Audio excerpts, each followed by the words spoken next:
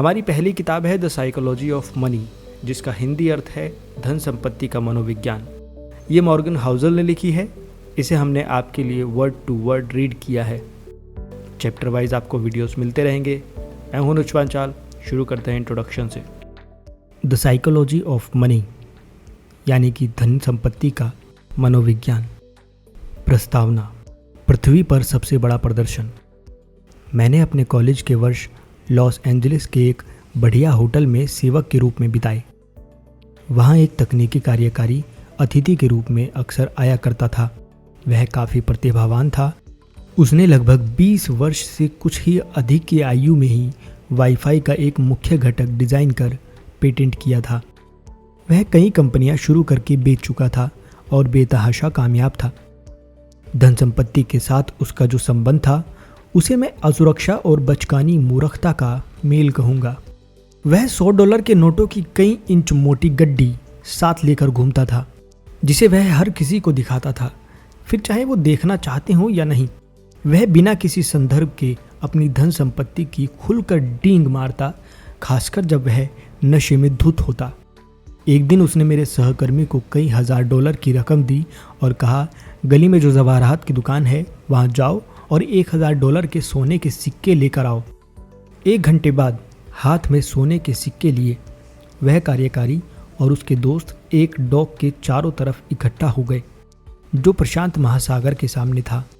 फिर उन्होंने उन सिक्कों को पानी में फेंकना शुरू कर दिया।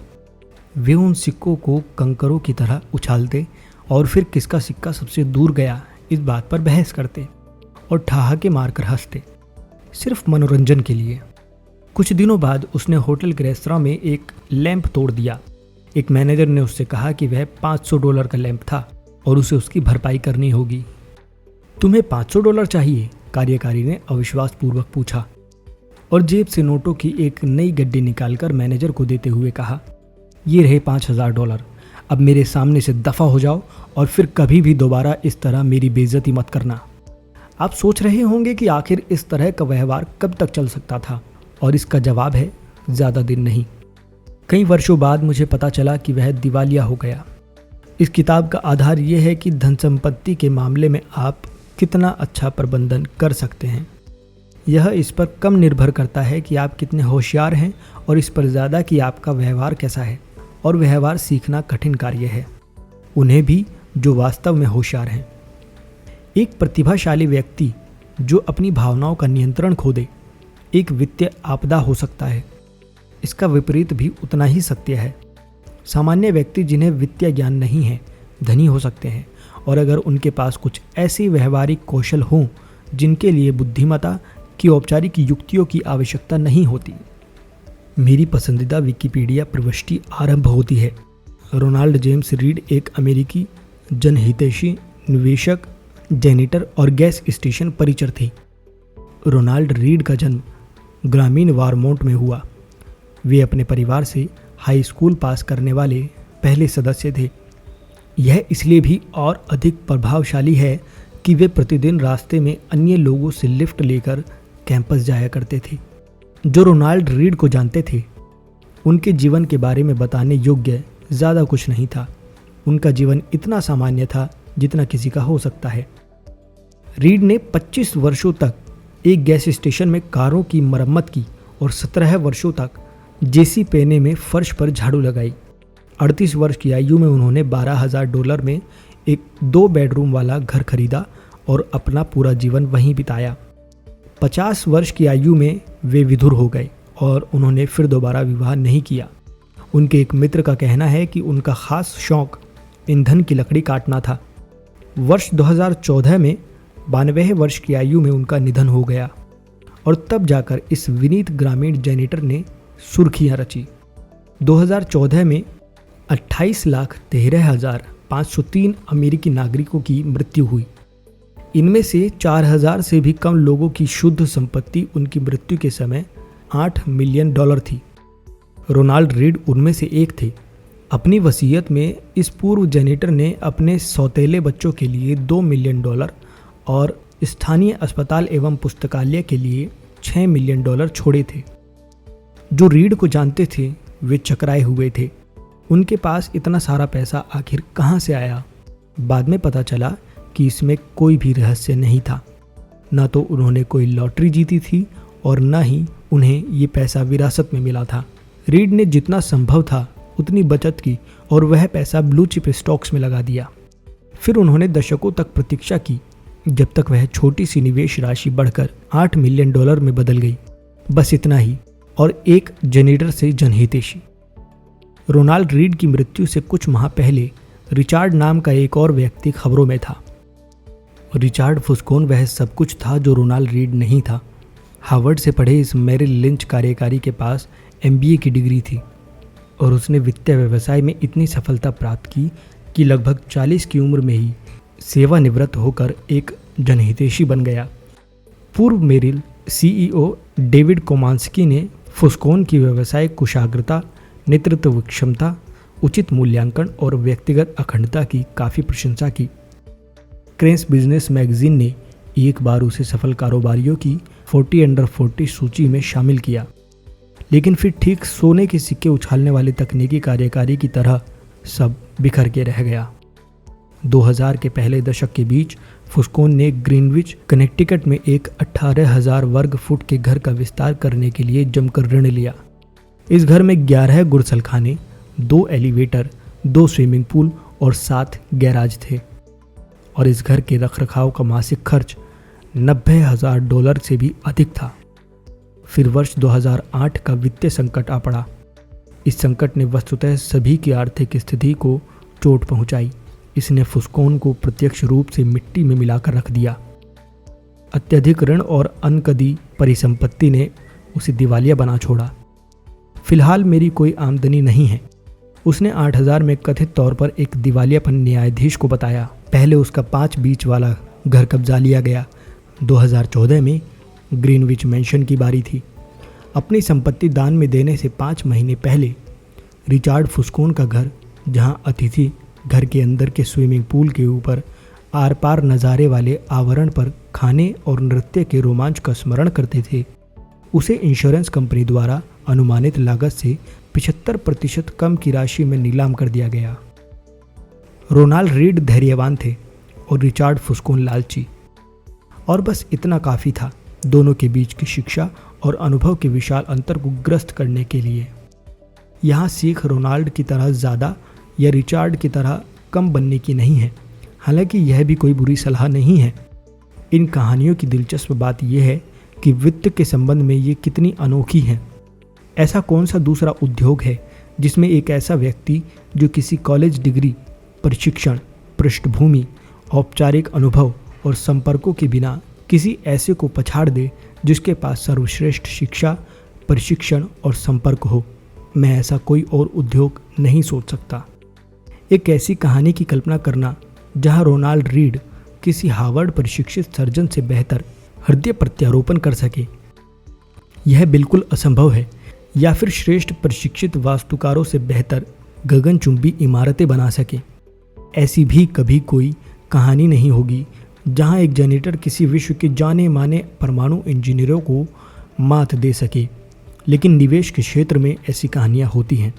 रोनाल्ड रीड के रिचार्ड फुस्कोन का सहवर्ती होने के 2 स्पष्टीकरण हैं।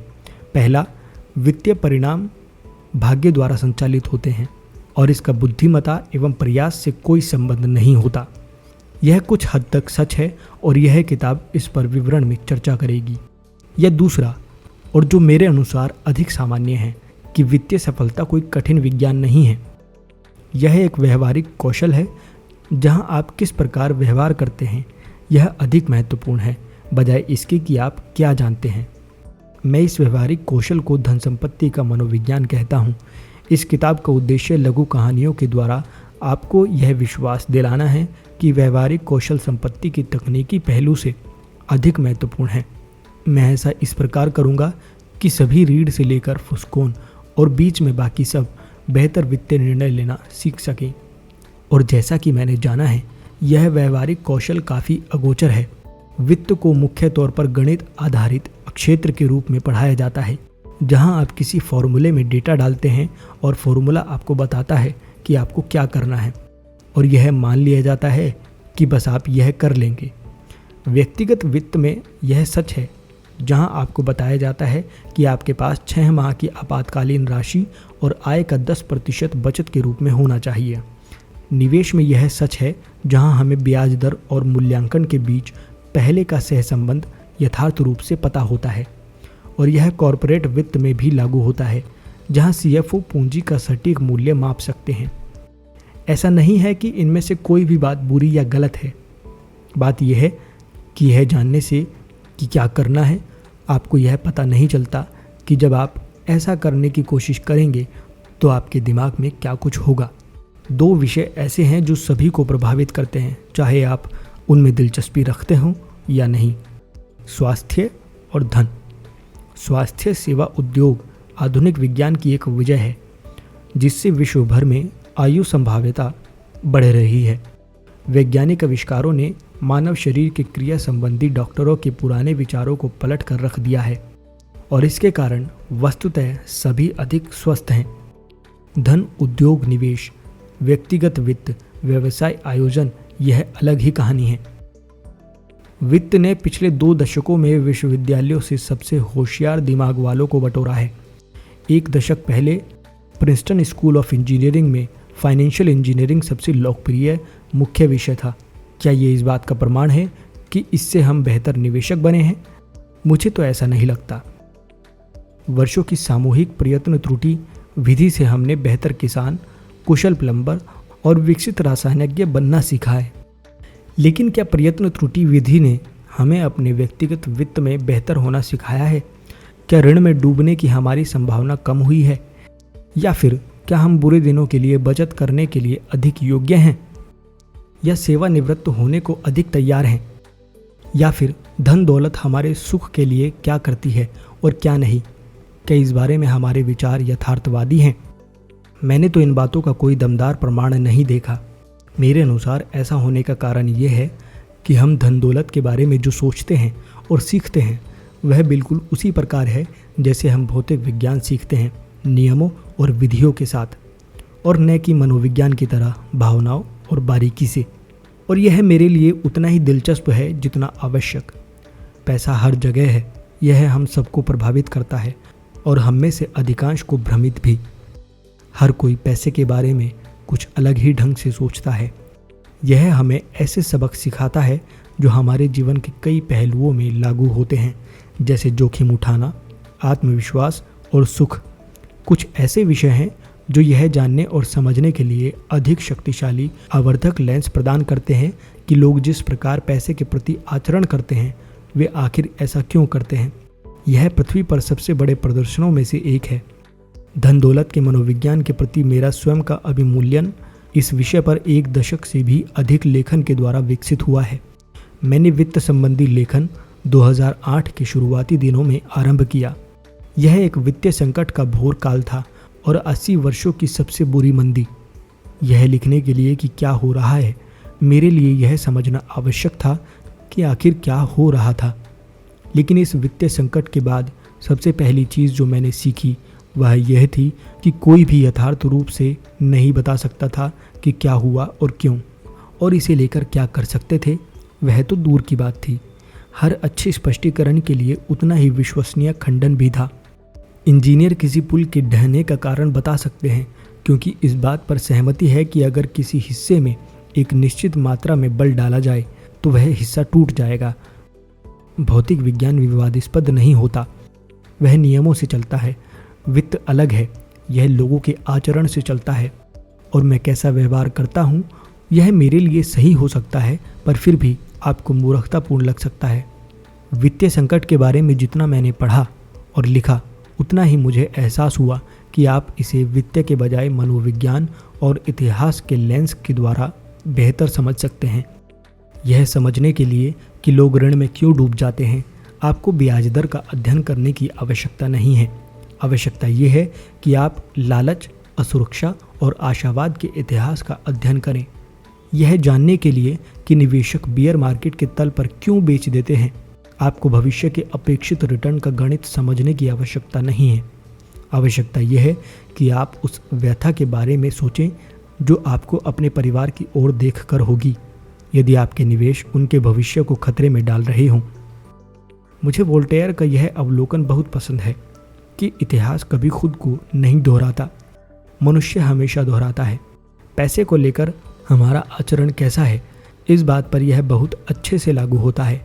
2018 में मैंने उन 20 सबसे महत्वपूर्ण खामियों, पूर्वाग्रह और बुरे व्यवहार के कारणों को रेखांकित करते हुए एक रिपोर्ट लिखी, जिन्हें मैंने धन संबंधी लेन देन में लोगों को प्रभावित करते देखा है। इसका शीर्षक धन संपत्ति का मनोविज्ञान था और लगभग 10 लाख से भी अधिक लोगों ने इसे पढ़ा। इस किताब ने इस विषय का और गहराई से अवलोकन किया है। रिपोर्ट में से कुछ लघु पैसेज बिना बदलाव के लिए गए हैं। आप जो सुन रहे हैं वो 20 अध्याय की एक ऑडियो बुक है, जिनमें से हर एक मेरे अनुसार धन संपत्ति के मनोविज्ञान की सबसे महत्वपूर्ण और प्रति अंतः प्रज्ञात्मक विशेषताओं का वर्णन करता है।